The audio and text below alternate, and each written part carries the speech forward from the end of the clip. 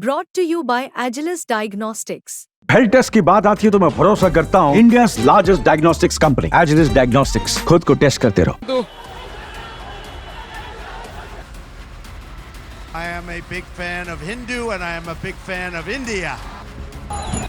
बांग्लादेश में हिंदुओं पर अत्याचार जारी है और पूरी दुनिया में इसे लेकर गुस्सा है। मोहम्मद यूनिस जिसे नोबेल पीस प्राइज दिया गया, जो अमेरिका में लंबे वक्त तक रहे, वहीं मोहम्मद यूनिस अब अमेरिका की आंख में तो धूल झोंक ही रहे हैं, साथ ही साथ अल्पसंख्यकों पर हो रहे वार पर भी चुप बैठे हैं।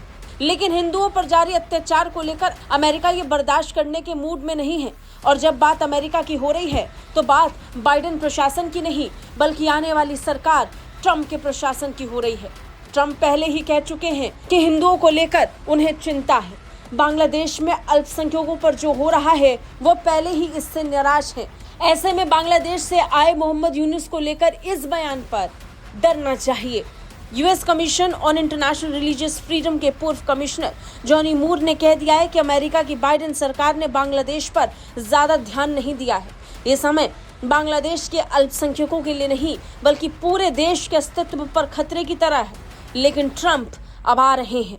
And frankly, I am astonished that the current administration isn't paying more attention to Bangladesh. You know, one of the reasons why there's going to be a change of administrations in the United States in just a few weeks is because the foreign policy of this administration has not paid attention to a lot of issues. Donald Trump is coming to town in Washington, D.C., and he's coming to town with an incredible team. And I can assure you, 4 years of the Trump administration, the first time around, not only was great for world peace and world prosperity, no wars. ये statement देकर Johnny मूर ने पूरी दुनिया का ध्यान खींच लिया है और बांग्लादेश में खलबली तेज कर दी है।